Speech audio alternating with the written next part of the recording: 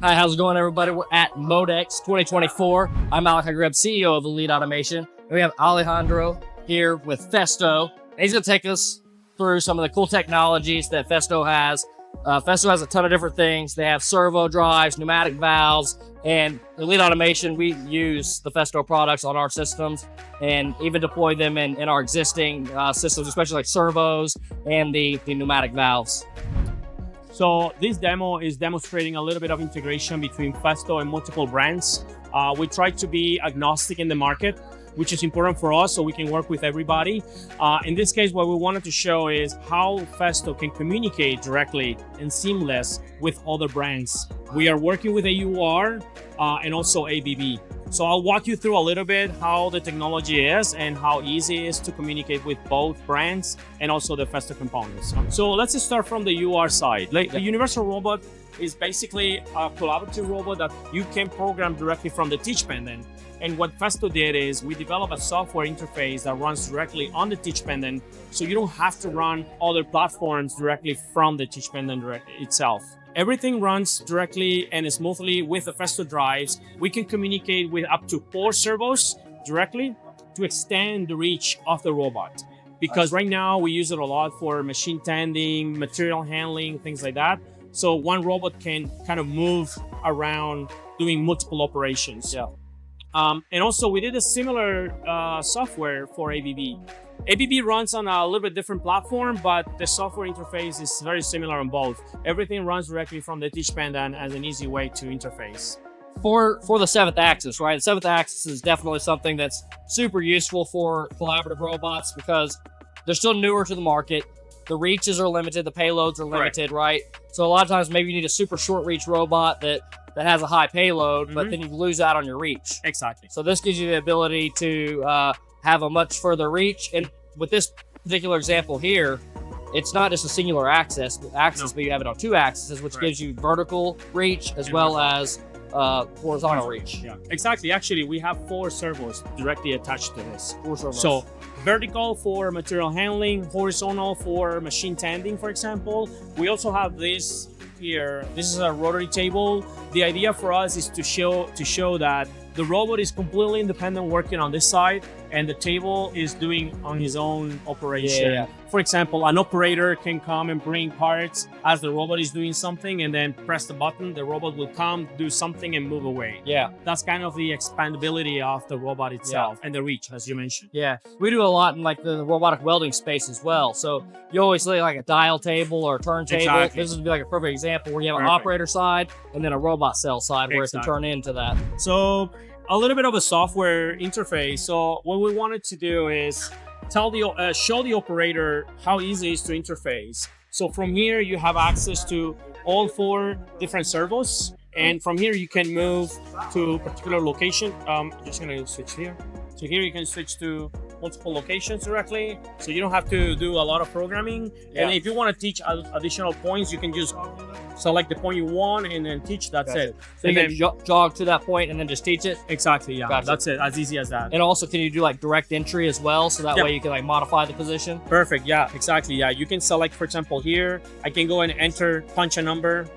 Gotcha. That's it. And that's now the new location I can move. Yep. Extremely simple.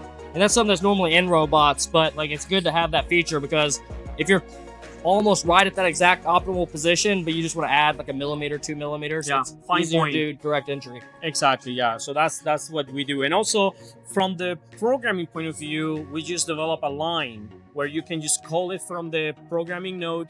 Just tell which axis you want to move, which way you want to move. It's synchronized and non-synchronized. And what can you explain what synchronized versus non-synchronized is? Yeah, so synchronous mode is the robot will move to a particular location, the axis will do something, and then the robot will continue. So it's like step by step. Gotcha. They are not fully synchronized in a way that is calculating the path, but it's one to the other. Or asynchronous is when you want to move the servo and the robot at the same time. Gotcha. So an inspection system. Let's say you have a very large area to cover and you want to start moving the robot as the axis as well. So you trigger that and it will all follow kind of the movement. To like reiterate on what he was explaining is like you could have like go to this position, then robot move, go to that position, then robot move, or you can have the robot moving as it's moving to the other position. So that's the difference between the two different options, right? Yeah, exactly. Yeah. One important topic about this is safety. So if you notice the robot is running slowly, that's because it's in reduced mode. The reduced mode means that it's monitored by a safety device. So you can see on the corners here, we have a safety device, safety scanner. That is, we have two actually, and they are monitoring 360 degrees. As soon as you approach to the demo, it will automatically trigger the reduce mode. So everything will reduce the velocity. Gotcha. That's the idea for the safety side. How does the safety side work for the Festo drive? Yes, so if you, let's say you move the robot, at some point it will automatically stop. Gotcha. And because it's detected by the robot itself, so it's a collision detection. That's how you see it here. It's a detecting stop. Then you enable, and then you can continue the operation. Gotcha. So essentially what's happening is this is almost the input device for the servo to give it an e-stop condition or something. Correct. You don't want people to put their fingers maybe in the pinch points. Yeah. That's why the laser scanners are monitoring and reducing the velocity. Yeah. From the interface here, we also developed something called reduce mode option. So imagine you have two axes running with the robot. They are part of the reduce mode, but you have another axis running somewhere else. You don't want that to be a part of the reduce mode. So you can just uncheck that. That part is completely running out of the scope. Yeah. Gotcha. So that'd be something like if you maybe had some other component inside the cell that an operator didn't have access to. Exactly. Then it'd be okay to run. Yeah, exactly. Perfectly explained. This also right here is a really good example of like being able to use servo systems and how this robot is tracking this box. So all these things are moving in a coordinated motion. You have the axis down there, this axis right here, and the robot can follow that coordinated motion. Correct. Exactly. In a linear movement. Yeah. We also did this. So this is the way how ABB is capable to do the programming. It's called the Wizard. Wizard is very similar to Scratch or Blocky, which are the platforms that kids will learn at school. Yeah. So they wanted to make it super simple. Yeah, it's like a flow chart type of programming. Very super simple based on colors and so on.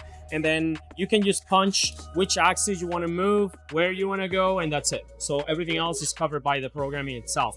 If you're really good in programming, you can go to the back end and run everything on a statement list or a statement text. Nice.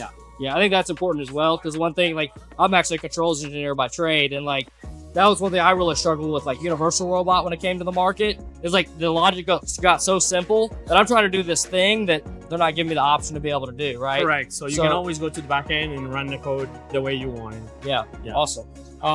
Yeah, I think that's it. One important thing is how we communicate with them. So we use the Festo servo drives we call the CMMT family.